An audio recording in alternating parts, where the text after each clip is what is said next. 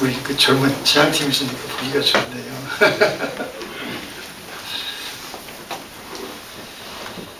예, 오늘 우리가 이 본문을 가지고 잠깐 한가하게 앞서서 여러분 요즘에 이게 되어져가는 그 뉴스나 그러한 그 뭡니까 그 매거진이나 여러 가지 일들을 통해서 우리가 뭘 생각하고 계십니까? 하루하루가 다르게 한국 같은 경우에는 제가 인터넷 글을 보게 되면은 아주 확진자들이 펑펑 늘어나더라고요. 뭐 얼마 전까지만 해도 몇 명이 됐다가 두 자리 됐다가 세 자리 됐다가 막 계속 올라가요. 자, 이런 상황 가운데에서 세상은 근심합니다. 염려합니다. 그러나 하나님을 믿는 우리는 오히려 그러한 상황 속에서 살아계신 하나님과 더 가까워지고 더 친밀해질 수가 있습니다. 오늘 우리가 이 요한일서 5장 1절부터 5절까지를 쭉 보는 가운데에서 제가 그 본문 가운데에서 제목을 뭘로 잡는 거냐면 마지막 절인 그 5절로 잡아봤습니다. 예수께서 하나님의 아들이심을 믿는 자가 아니면 세상을 이기는 자가 누구냐 이렇게 되어 있습니다. 예수께서 하나님의 아들이심을 믿는 자, 이게 세상을 이기는 자입니다. 뒤에 안 들려요? 자, 그런데 이 말씀 속에는 깊은 그 의미가 들어 있습니다. 이 어려운 세상에서 우리는 여하튼 이겨야 됩니다. 이겨야 돼요. 지면 안 됩니다. 왜 안 되느냐? 이기는 자만 하나님의 아들이 됩니다. 그렇다면 반대로 지는 자는 하나님과 좀 멀어집니다. 이겨야 되는데, 그럼 이게 성경 어디에 써 있느냐? 예, 요한계시록 21장 7절 말씀에 쓰여 있습니다. 거기 뭐라고 되어 있는가 하면은, 우리 한번 본문을 찾아볼까요? 본문에 보시면은,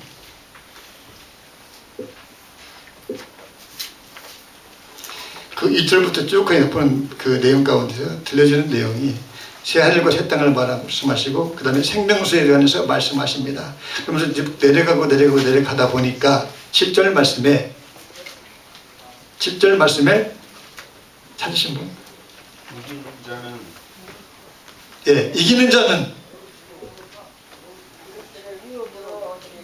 이기는 자는 이것들을 유업으로 얻으리라. 거기까지만 말씀한 게 아니라 그 다음에요. 나는 저의 하나님이 되고 그는 나의 아들이 되리라. 그럼 그는 누구냐? 이기는 자입니다. 이기는 자가 아들이 된다는 겁니다. 그 반대로 여기는 뭐냐? 지는 자는 어떻습니까?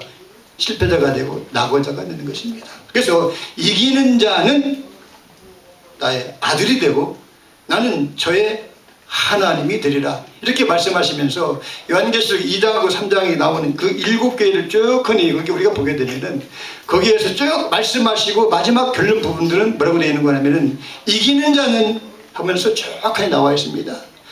에베소 교회, 서머나 교회, 버가모 교회, 쭉 라오디아 교회까지 그 교회마다 말씀을 하시면서 이기는 자는 하면서 그 뒤에 이렇다라고 말씀합니다. 그렇다면 우리가 생각할 건 뭐냐? 그러면 나는 지금 과연 하나님의 아들인가? 하나님의 자녀인가? 하나님의 딸인가를 생각해 보아야 됩니다. 내가 만약 하나님의 아들이 아니라고 한다면 우리는 점검을 해봐야 됩니다. 여러분, 세상에서 가장 불쌍한 자가 누군지 아십니까? 네? 누가 불쌍할 것 같아요? 가장 불쌍한 자가 누굴 것 같아요? 예?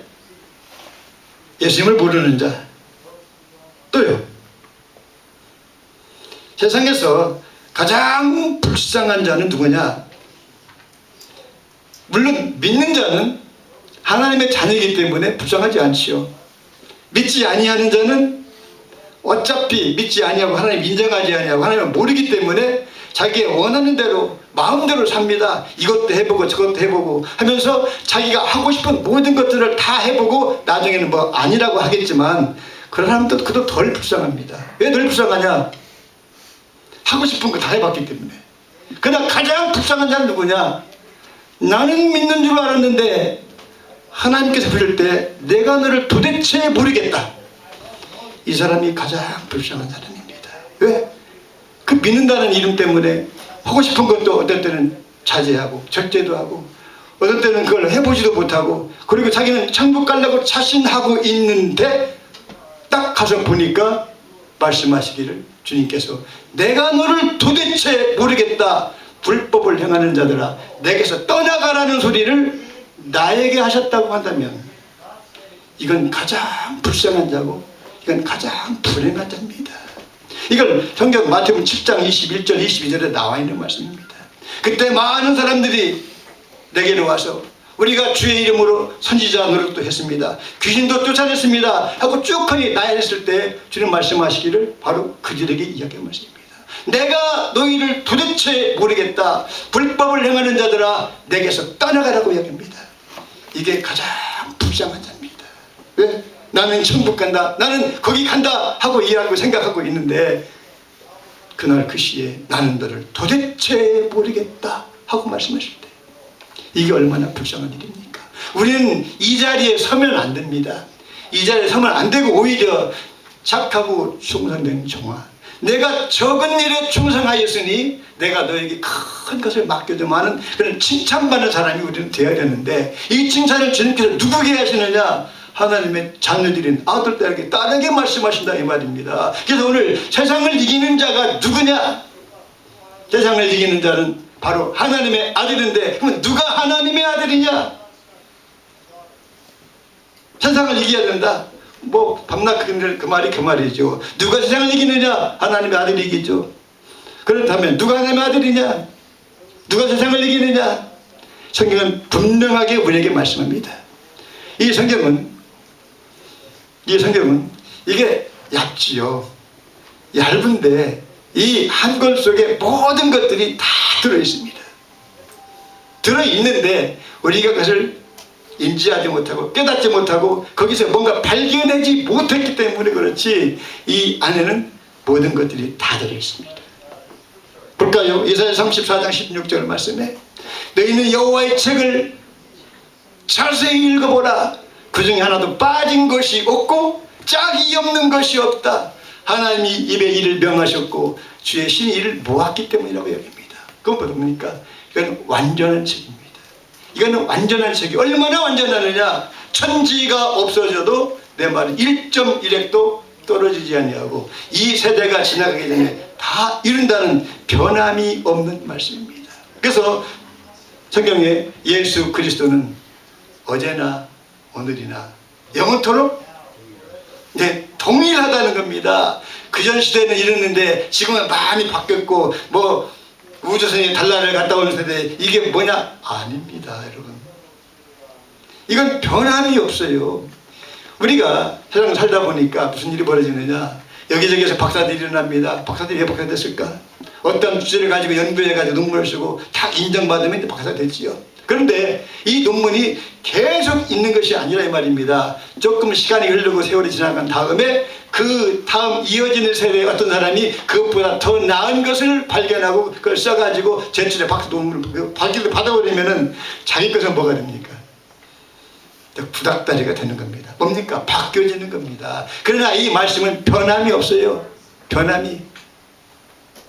그래서 진리라는 겁니다. 이 진리의 말씀. 자, 오늘날 아니 요즘에 우리가 가장 당황되고 어렵고 힘든 것이 저 코로나19라는 이것이 나에게 오면 어떨까? 우리 집에 만약에 우리 가족에게 이게 접근하면 어떨까? 하고 염려들을 많이 합니다. 여러분 염려되시죠? 아니요. 예? 네. 염려될 겁니다. 그러나 우리가 이걸 이겨낼 수 있는 것은 내가 강해서가 아니라 내 안에 계시니가 세상이 있는 자보다 더 크시고 더 강하시기 때문에 우리가 그걸 신뢰하기 때문에 이것을 이겨낼 수 있는 겁니다. 그래서 사도 바울도 빌립보에게 그렇게 말씀하시죠. 빌립보서 4장 6절 7절 8절 말씀에 아무것도 염려하지 마라. 오직 모든 일에 기도와 간구로 너희 구할 것을 감사함으로 하나님께 아뢰라. 그러면 모든 지각에 뛰어난 하나님의 평강이 너희 마음과 생각을 지키신다고 말씀하셨습니다. 변함이 없어요. 말씀은 변함이 없습니다. 자, 그렇다면 아무것도 염려하지 말고라는 이 말씀 속에는 다 들어있습니다. 야, 오늘날 코로나19는 그 당시 없었으니까 그것은 빼놓고 이게 아닙니다. 그건 빼놓고 이게 아니에요. 그것도 그 속에 포함이 된다 이 말입니다. 아무것도 속에는 거기서 예외가 없어요. 다 포함이 된다 이 말입니다. 그래서 우리는 염려하지 않는 겁니다. 여러분, 우리가 염려하는 것보다도 지금 당시에는 어떤 염려가 있었느냐. 이제 주님께서 제자들 거듭을 함께 3년 반 동안 공생애를 쭉 보내시는 가운데에 여러 가지 일들을 봅니다. 어떤 때는 주님께서 소경의 눈을 뜨게 하시고 문득병을 고쳐주시고, 그 다음에 여러 가지 여튼 간에 그 표적과 기사와 이사를 나타내 보이면서 다 저들에게 보여주셨지요. 그런데 이제 당황한 것은 뭐냐. 마지막 거의 때가 돼서 주님 말씀하십니다. 야, 나는 이제 예루살렘에 올라가서 십자가에 달려 죽는다 하고 말씀할 때 이 제자들이 마음이 어떻겠습니까? 이제 큰일 났다. 큰일 났다. 그렇지 않아도 예수를 따르는 이 무리들을 예수 이단자라고 이야기하면서 이야기를 하는데 이제 주님께서 가신다고 한다면 그러면 우리는 어떻게 될 것이냐. 우리는 어떻게 될 것이냐. 그나마 예수님께서 죽은 지 나흘 되는 이 나사로를 살려놓고 나서 보니까 어떻습니까? 이 유대인들이 더 일을 부두득 하는 겁니다. 왜 그러겠습니까? 제 나사로 때문에 예수를 믿는 자가 더 많이 생긴다 이 말입니다. 그러니 나사로, 이 예수뿐만 아니라 이 나사로까지도 죽여버리자 하는 그야말로 살기 등등한 이 무리들의 그러한 여러 가지 핍박과 이 어려움 속에서 주님은 가신다고 말씀하셨고 십자가에 달려 죽기 전에 주님께서 이 염려하는 제자들에게 뭐라고 말씀하십니까? 요한복음 14장 1절에 2절에 3절에 네? 뭐라고 말씀하세요? 14장 몇 절요? 요한복음 14장 1절 2절 3절에 너희는 마음에 근심하지 말라. 하나님을 믿으니 또 나를 믿으라. 내 아버지의 집에 거할 곳이 많도다. 그렇지 않으면 너희에게 일렀으리라. 예, 끝까지만 봅시다. 너희는 마음에 근심하지 마라. 하나님을 믿으니 또 나를 믿으라. 하나님을 믿으니 또 나를 믿으라. 내 아버지 집에 거할 곳이 많도다. 그렇지 않으면 너에게 일렀으리라. 내가 너희를 위하여 처소를 예비하러 가노니 가서 처소를 예비하면 내가 다시 와서 너희를 내게 영접하여 나 있는 곳에 너희도 있게 하리라고 말씀하셨습니다. 이 제자들의 입장에서 어떻겠습니까? 주님 그런 거 말고 주님 당장에 주님께서 죽으시고 주님께서 우리에게 멀어진다고 한다면은 이 유대인들이 우리를 가만히 안 두는 이 살기 등등한 이 시점에서 우리는 어쩌란 말입니까? 근데 주님 아무 말씀하지 말고 그 말씀하십니다. 너희는 마음에 근심하지 마라. 주님 그거 말씀하지 말라니까요. 지금 내일 죽느냐 모레 죽느냐 하고 예수님께서 죽으신 다음에 어떻습니까? 제자들이 자기들이 모인 처소에 문을 굳게 닫았습니다. 잠갔습니다. 왜? 아무도 못 들어오게. 왜? 두렵기 때문에 그랬습니다. 그런데 예수님께서 왜 이 말씀을 하시느냐? 우리는 잘 생각해 봐야 됩니다. 왜? 예수님께서 사랑하는 그 제자들에게 위로하고 그들을 보호하기 위해서 어떤 수단을 강구치 않은 게 아니라 이미 보호장치를 다 마련하고 그것을 제자들에게 주셨습니다. 근데 그것을 못 알아차려야 이 말입니다. 못 알아차려요.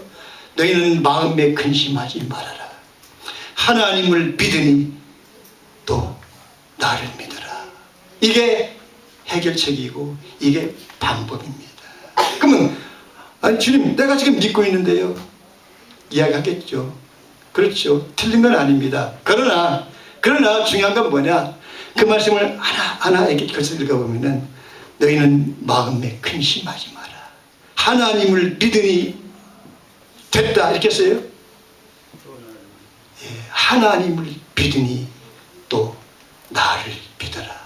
내 아버지 집에 갈 것이 많도다 하고 어떠한 예수님께서 제자들에게 하시고 싶은 그 의미와 뜻을 전달하기 위해서 그걸 말씀하셨다 이 말입니다. 예를 들면요, 달무드에 보면 어떤 내용이 들어있는가 하면은 어떤 부잣집에 그 젊은 아버지가 나이 어린 아이가 있는데 하여튼 일찍 죽게 생겼습니다. 그런데 그 집에는 모든 재산도 넉넉하고 가진 것들이 소유가 넉넉했습니다. 종들도 많이 있었습니다. 그런데 이 아버지가 죽기 전에 큰일 났습니다. 아이는 어립니다. 아이는 어린데 자기는 죽게 생기고, 자기가 죽고 나면 자기 밑에 있는 그러한 종들이 이제 자기 가지고 있는 모든 것들을 다 빼앗고 탈취하기 위해서 수단과 방법을 가리지 아니하고 그걸 뺏어갈 텐데 이걸 나는 어떻게 하면 좋나?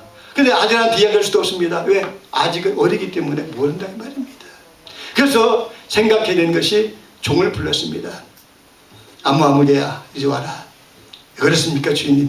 내가 한 가지 너에게 부탁할 게 있다. 그렇습니까? 그게 뭔데요? 내가 죽거든 내 아들은 아직 어리기 때문에 아무것도 감당이 안 된다. 그러니 내가 가진 모든 소유를 내가 너한테 다 맡기고 너한테 다 줄 테니까 네가 그걸 다 갖고 네가 관리하고 네가 다 해라. 그러나 한 가지 내가 부탁할 것이 있다. 그게 뭔데요?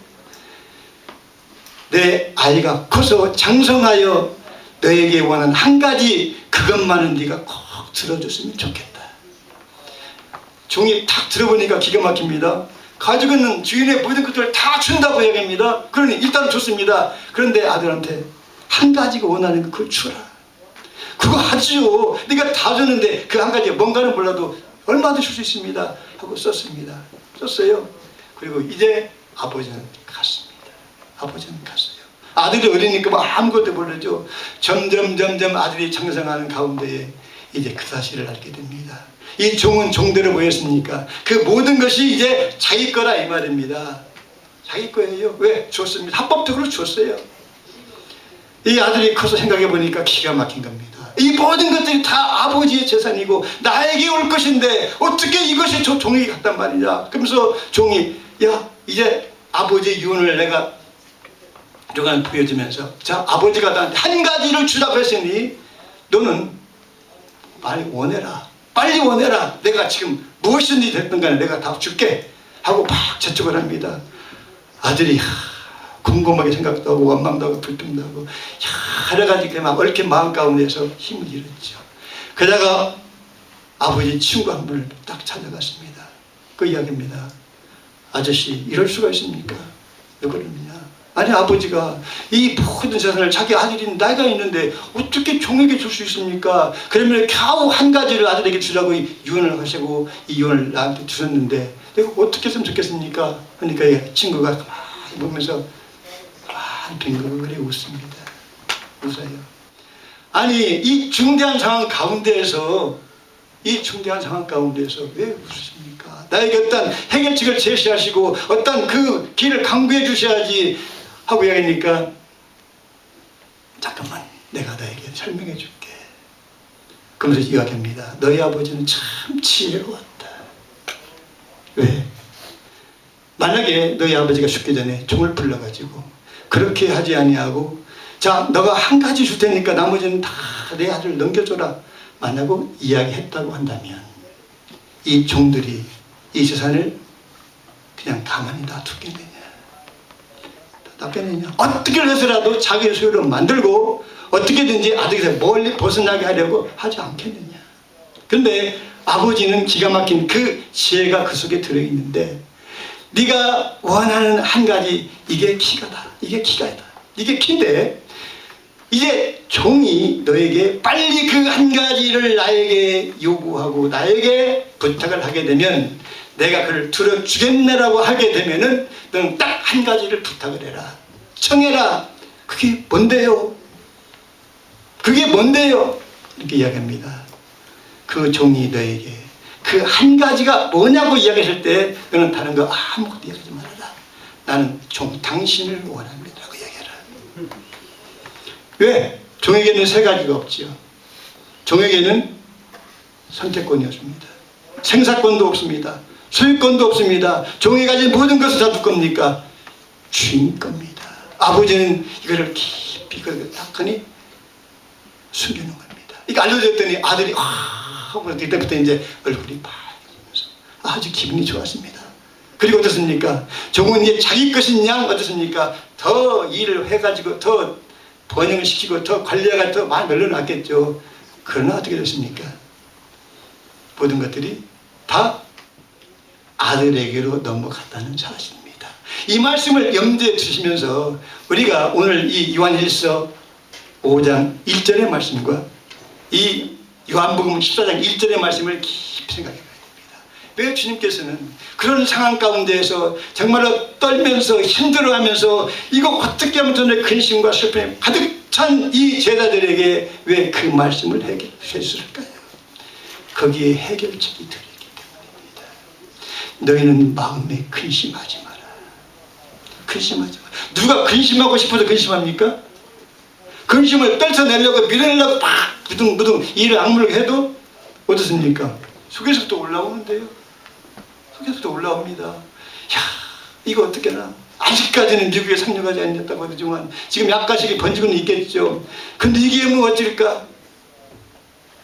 어디서 옵니까? 예불 줍니까? 이게 안에서 올라옵니다. 예수님은 그것을 아시기에 너희는 마음에 근심하지 마라. 주님, 왜 근심이 안 되겠어요?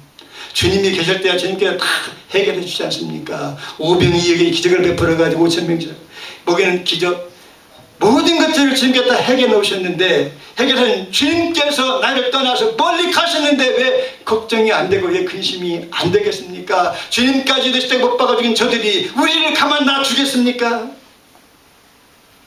주님께서 모르시겠어요? 제자들은 아는데 주님께서 모르시겠어요? 이따가 우리는 기도를 이렇게 합니다. 주님, 이런 상황 가운데 벌어졌는데 이렇게 해주셔야 되겠습니다. 하기 이전에 주님께서 알겠어요? 모르겠어요? 예? 주님께서 모르신다고 하면 그분은 전능자가 아닙니다. 내가 아닌 것은 당연히 알고 내가 모르는 것까지도 낱낱이 아셔야 그분이 전능자입니다. 근데 우리는 어떻게 하느냐? 그분에게 고해가지고 보고합니다. 이러이러한 일인데 해결시켜줘야 되겠습니다. 주님께서는 아이고 내가 바쁘다 보니까 깜빡 잊고 놓쳤구나, 이러신 분입니까? 이러신 분이라고 한다면 빨리 보따리를 싸야 됩니다. 주님 그 정도밖에 안 돼요. 난 알고 있는 그거 몰랐어요? 그런 분이 아닙니다. 내가 아는 것은 당연히 알고 계시고 내가 모르는 것도 그분은 알고 계셔야 그분이 전능자입니다. 이것을 아시는 그분께서 어찌 제자들에게 해결책을 제시하지 않고 가셨겠습니까? 너희는 마음에 근심하지 마라. 하나님을 믿으니 또 나를 믿으라. 이게 어떻게 해결책이냐? 여러분, 우리가 하나님을 믿는 것이 뭡니까? 하나님을 믿는 것이, 예?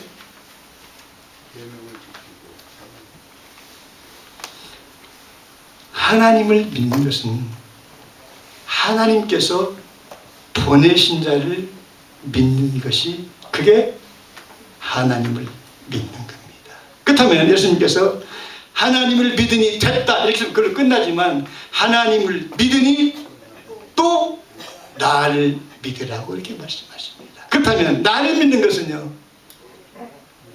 나를 믿는 것은 뭡니까? 아버지께서 아들을 보내주셨고 그 아들을 영접하고 믿는 자는 아버지를 믿는 것입니다. 그래서 주님께서 나를 믿으라고 말씀하셨을 때에는 네? 뭡니까? 아버지가 아들을 보내셨고 아들을 믿으면 아버지를 믿는 것이다. 그런데 또 나를 믿으라. 그렇다면 나를 믿으라는 내가 아버지께로 가서 약속하신 성령을 받아서 너희에게 보내주리니 너희가 그 성령을 받고 따라 순종하는 것이 그게 나를 믿는 거라는 그 해결책이 거기에 숨어있다 말입니다. 우리 이 복음장로에게 아까 처음에 딱 보니까 달려간다고 했는데 어디서 달려가요? 예? 계명 안에서 달려가는 교회. 야, 멋있는 표현을 썼네. 쉽지 않은데 주님께서 해결책은 나를 영접하는 것이 아버지를 믿는 것이고 아버지를 영접하는 것이다. 그럼 나를 믿으라 그럴 때 나를 믿는 것은 내가 아버지께로 가서 보내줄 성령이 있는데, 보혜사가 있는데 이 보혜사가 너희에게 오게 될 때에 너희가 영접하고 너희가 따라 순종하게 될 때에 그게 해결책이라는 겁니다. 그게 해결책입니다. 그래서 로마서 8장 9절에는 뭐라고 말씀하십니까? 로마서 8장 9절에는 그리스도의 영이 없는 자는 그리스도의 사람이 아니라고 이야기합니다. 그리스도의 영이 없는 자는 그리스도의 인이 아닙니다. 그러면 우리가 그리스도의 인인가 아닌가를 어떻게 아느냐? 바로 그리스도의 영이 우리 안에 거하시면 우리가 그리스도의 인입니다. 그러나 그리스도의 인이 거하지 아니한다고 한다면 우리는 하나님께 대해서 외인이 되어버립니다. 외인이 돼요. 그래서 세상과 하나님께 속한 자들을 어떻게 하느냐? 바로 하나님의 영이 그 안에 머물러 계시는지, 거기에 계시는지입니다. 내가 믿는다? 그렇죠. 내가 믿죠. 성경에서는 그렇게 말씀하지 않습니다. 내가 믿는 것이 아니라 고린도 전서 13장, 고린도 후서군요. 고린도서 13장 5절에 뭐라고 되어 있는 거면은 너희가 믿음에 있는가 너희 자신을 시험하고 확정하라. 예수 그리스도께서 너희 안에 거하지 아니하시면 너희는 버리운 자라고 이야기합니다. 버리운 자다. 그리스도께서 너희 안에 계시지 아니하시면 너희는 버리운 자다. 아까 처음 말씀드렸다시피 주여 우리가 주의 이름의 능력을 행했습니다. 귀신을 쫓아냈습니다. 선지자도 했습니다. 주님은 단호합니다. 내가 너희를 도대체 버리겠다. 불법을 행하는 자들아 내게서 떠나가라고 하는 말씀. 그 말씀이나 그거나 비슷합니다.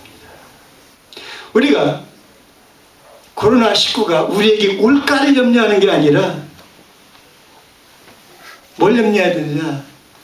대적이 그 바이러스가 저 집 들어가면 안 돼. 내가 무서워 하고 바뀌어야 된다 이 말입니다. 그들이 더 무서워해야 돼요. 내가 다른 집은 내 마음대로 들어갈 수 있지만 나 저 집은 들어가라고 대화시키지 마라. 나 결국 안 들어간다. 왜? 내가 들어가면 내가 당한다. 이렇게 돼야 되는데 우리는 바꿔야 했습니다. 움찔입니다. 저거 나한테 오면 어떨까? 세상을 이긴다는 거 뭡니까? 세상에 있는 거. 세상에 있는 것 가운데서도 그 조그만 바이러스 하나를 내가 어떻게 할 수 없다고 한다면 과연 나는 믿는 자일까?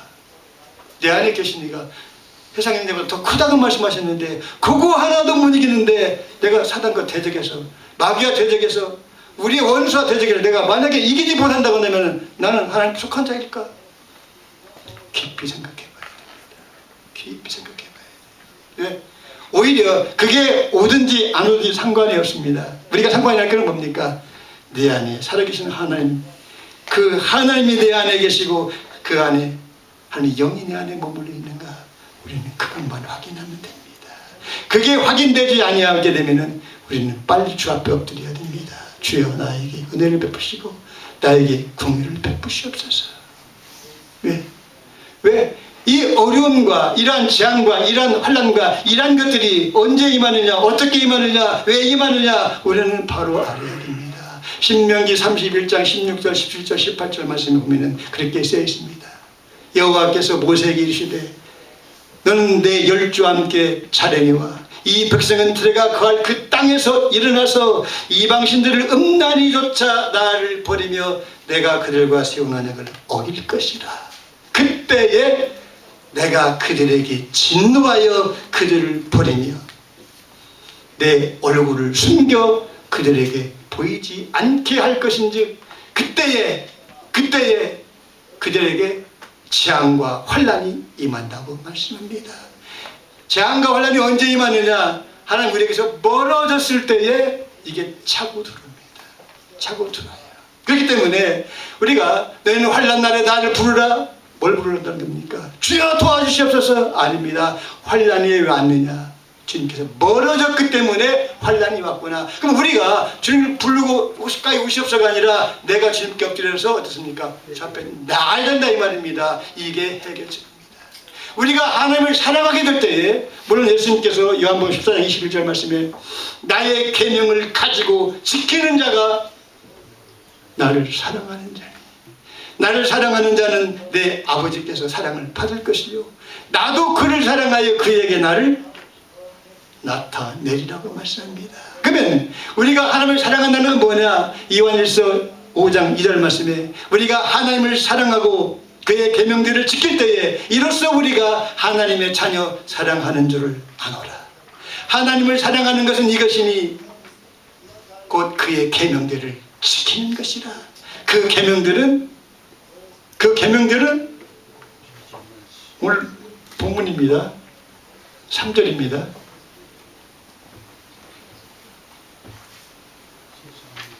네, 하나님을 사랑하는 것은 이것이니 그의 계명들을 지키는 것이라.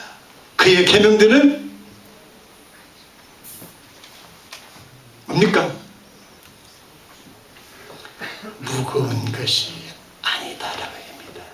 하나님이 우리에게 무거운 거 주시는 분이 아닙니다. 왜? 너희가 돌이켜 어린 아이와 같이 되지 아니하면 결단코 천국에 들어갈 수 없다고 말씀하십니까? 그분께서 어린 아이 되라고 말씀하시면서 우리에게 어려운 거 주시겠습니까? 그러면 뭔가 잘못됐죠.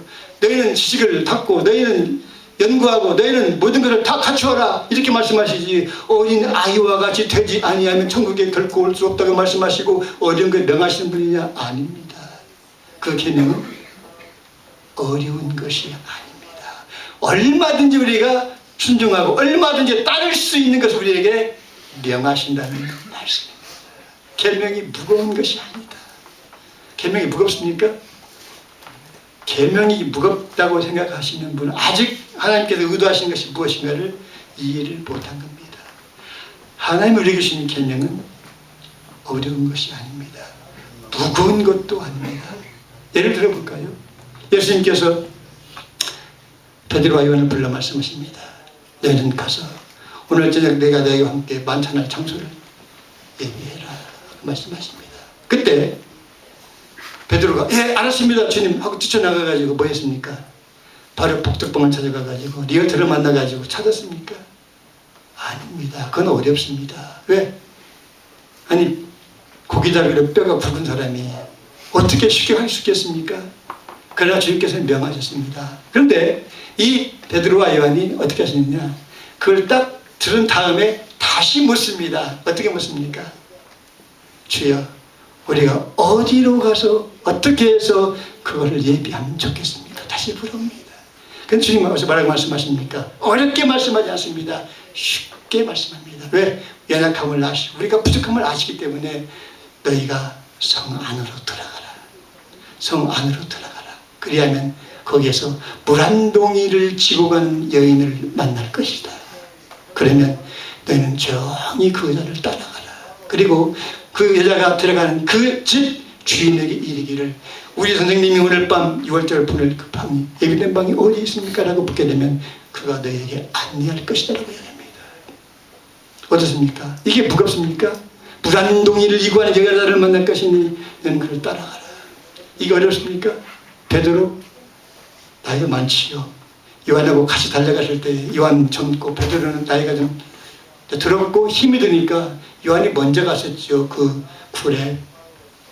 이걸 아시는 주님께서 바로 명령하신 그 명령은 다른 게 아닙니다. 물 한 동이를 이고 간 여인을 보게 될 것이다. 너희는 그를 따라가라. 자, 베드로와 요한은 아무것도 안 가지고 그냥 빈손으로 갑니다. 여인은 앞에 가는데 물 한 동이를 이고 갑니다. 누가 어렵습니까? 여인이 어렵습니까? 베드로와 요한이 어렵습니까? 당연히 이 여인이 물 한 동이를 이고 가는데 이게 흔들리면 어떻습니까? 엎질러지니까 조심스레 가겠죠. 그럼 베드로와 요한을 따라가면서 이 남자들 어떻습니까? 그만 따라가면 됩니다. 아주 쉽습니다. 이 정도로 그의 계명은 무거운 것이 아니라고 이야기합니다. 자, 그렇다면 그 계명이 어디에 있느냐 이 말입니다. 그 계명이 아들 속에 있다는 겁니다. 아들 속에. 그래서 오늘 읽은 이 본문 요한일서 5장 12절하고 13절에 보시면은 우리가 5절까지는 지금 보고 읽었지만은 12절하고 12절에 뭐라고 되어 있느냐? 아들이 있는 자는 생명이 있고 하나님의 아들이 없는 자는 생명이 없다고 이야기합니다. 왜냐? 생명이 아들 속에 있기 때문에 그렇습니다. 아들 속에. 그럼 아들이 누구냐? 세상 사람들이 나를 누구라고 하더냐 하고 물었을 때 베드로가 대답합니다. 주는 그리스도시요 살아계신 하나님의 아들이십니다. 이 아들 속에, 그리스도 속에 뭐가 있다는 겁니까? 생명이 있는데 이 생명께서 바로 자녀된 우리에게 성령으로 명하시겠다는 겁니다. 그게 해결책입니다. 그게 길입니다. 그 길로 달려가는 자는 사는 겁니다. 이사야서 55장 1절에서 3절에서 그렇습니다. 너희는 가까이 와서 내게 들으라. 그러면 너희 영혼이 살리라. 가까이 와서 어떻게 가까이 갑니까? 말씀으로 가까이 오라 이 말입니다. 그리고 말씀이 가까이 하라 명하시겠다는 겁니다. 뭘 나아갈 길을 명하시겠다는 겁니다. 이 잠언 3장 5절도 마찬가지입니다. 너희는 범사의 글을 인정하라. 그러면 내 길을 지도하시리라. 근데 우리는 그분을 인정을 안 해요. 왜? 내가 더 낫다 이겁니다. 나는 20세기, 21세기에 사는 그런 지식인이고 그 캐캐묵은 한참 전에 고기나 잡던 주님께서 말씀하신 이것이 하고 뭡니까? 이건 낮고 그래서 그 다음에 자기가 높다고 하니까 인정을 안 씁니다. 하다 언제 인정되느냐? 하다 이 방법 저 방법 다 써보고 해보고 안 되니까 그때서야 뭐합니까? 그때서야 엎드립니다. 그러면서 뭐합니까? 전부야 의지가 없어서 손들고 옵니다. 물론 주님께서 받아주시겠지만 지혜로운 건 뭡니까? 그러기 전에 빨리 엎드리면 그런 고통을 안 겪어도 된다 이 말입니다. 그런데 우리 사람들은 참 희한해요. 남이 하는 걸 잘 보면서 거기서 그걸 얻어가지고 그걸 따라가야 되는데 내가 직접 안 해봤다 이 말입니다. 자기도 해봐야 돼요. 그리고 안 되면 그때서 인정합니다. 미련한 짓이죠. 그리고 두 번째 이 2절에 기록된 것이 우리가 하나님을 사랑하고 그의 계명들을 지킬 때에 이로써 우리가 하나님의 자녀 사랑하는 줄 아노라.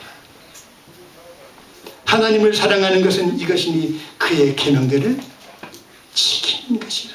이렇게 말씀하시고 그의 계명들은 무거운 것이 아니다. 얼마든지 쉽게 얼마든지 할 수 있는 것을 주님께서는 성령으로 명하시겠다 이 말입니다. 대저 하나님께서 난 자마다 4절에 세상을 이기느니라. 세상을 이김은 이것이니 우리의 믿음이니라. 그 믿음이 뭐냐? 5절의 결론이 예수께서 하나님의 아들이심을 믿는 자가 아니면 세상을 이기는 자가 누구뇨? 무슨 말입니까? 성령의 인도하심을 받고 사는 하나님의 아들이 아니면 어떻게 세상을 이기겠느냐 이 말입니다. 그래서 하나님의 영으로 인도함을 받는 자를 향해서 뭐라고 이야기했느냐? 로마서 8장 14절에는 그렇게 되어 있습니다. 무릇 하나님의 영으로 인도함을 받는 그들은 곧 하나님의 아들이라. 하나님의 아들의 인도를 받으면, 성령의 인도를 받으면 뭐 한다는 겁니까? 이기게 되고, 바로 이기기 때문에 뭐 합니까? 하나님의 아들이라 이 말입니다. 이걸 주님께서는 말씀을 통해 우리에게 주시는 겁니다. 아무것도 염려하지 마라. 아무것도 염려하지 마라. 다 내가 하는 일이다. 어떻게? 너희의 이익을 위해서 내가 그 일을 일으켜 놓은 것이다. 우리는 흔히 오해합니다. 빛되고 좋은 것은 하나님이 하셨고 어두움이고 힘들고 고달프면 누가 했다? 하나님은 이런 걸 하시겠어요? 마귀가 했지. 우리는 오해합니다. 아닙니다. 성경은 분명히 말씀합니다. 이사야 45장 7절 말씀에 나는 빛도 짓고 나는 어둠도 창조하며 나는 평안도 짓고 나는 환난도 창조하나니 이 모든 일을 행하는 자니라. 이렇게 말씀합니다. 하나님께서 하셨다 이 말입니다. 뭐 하려고요? 뭐 하려고요? 우리에게 유익을 주기 위해서 내가 그 일을 만들었다 이 말입니다. 이게 하나님이 인정하는 겁니다. 그래서 예수께서 하나님의 아들, 이 예수는 생명입니다. 그리스도 안에 계신 분입니다. 왜? 태초에 말씀이 계시니라. 이 말씀이 하나님과 함께 계셨으니 이 말씀이 곧 하나님이라고 말씀하셨고 그 안에 뭐가 있어요? 생명이 있으다니 곧 사람들을 비추는 빛이라고 말씀합니다. 바로 그래서 아들이 있어야 뭐가 있어요? 그 안에 생명이 있다 이 말입니다. 아들은 없는데 생명이 있다고요? 이게 안 맞는다 이 말입니다. 왜? 아들이 있어야 아들 속에 생명이 있기 때문에. 그러나 생명은 보이지 않습니다. 그래서 예수는 보이는 분이 아닙니다. 보이는 분이 아니에요. 베드로전서 1장 7절 8절 9절에 이렇게 되어 있습니다. 너희가 예수를 보지 못하였으나 사랑하는도다. 이제도 보지 못하나 믿고 말할 수 없는 영광스러운 즐거움으로 기뻐하니 과연 그러하다. 그러면서 예수는 보지 못하는 분이라고 말씀합니다. 왜? 내 안에 계신 생명이기 때문에 볼 수 없는 것입니다. 그런데 우리를 누가 인도하느냐? 바로 이 생명 되신 예수, 이 생명이 나를 인도해 간다 그 말입니다. 그래서 우리가 인도를 받으면 염려할 것이 없고 걱정할 것이 없습니다. 예, 인도를 하는데 내가 그걸 인지하지 못하고 깨닫지 못하고 알아채지 못하기 때문에 우리가 힘이 든 겁니다. 젊었을 때 주님 수고하고 무거운 짐을 져들어 다 내게 이러고 말씀하시는데 주님은 쉽게 가는데 난 왜 이렇게 어렵고 난 이렇게 힘들고 난 이렇게 고통스럽고 내가 이런 모든 걸 겪으면 됩니까? 라고 혼자 이야기는 아니었지만 속으로 막 낙심될 때 많았습니다. 왜 그럴까? 주님은 내 짐을 싣고 가볍다고 말씀하시는데 내 짐은 왜 이렇게 무거울까? 언제나 이렇게 불안할까? 나중에 알고 봤더니 아 그거였구나. 주님께서는 모든 걸 다 내려놓고 그 안에 성령께서 인도하시는 대로 따라 순종만 하셨구나. 그걸 보여야 됩니다. 그리고 우리가 따라 순종하게 되면 코로나19 아니라 그것보다 더 큰 것이 온다고 할지라도 우리는 이겨낼 수가 있습니다. 오히려 우리가 그걸 무서워하는 것이 아니라 그것이 나에게 가까이 오기를 두려워해야 됩니다. 이게 하나님의 사랑입니다. 이게 하나님의 아들이고 이게 하나님의 자녀라 이 말입니다. 그들을 위해서 내가 시하늘과 새 땅과 생명수 강을 내가 예비했다. 내가 그것을 그들에게 주기 위해서 우리는 그 부름에 우리가 응한 자들입니다. 위험할 것도 없습니다. 걱정할 것도 없습니다. 왜? 하나님 여전히 살아계시기 때문에 그래요. 자, 우리 복음 장로교회가 계명 안에 달려감으로 말미암아 모든 것을 해결받고 그분과 같이 동행하는 가운데 주어진 그 평안함을 항상 누리기를 주님의 이름으로 축원합니다. 네, 기도합시다.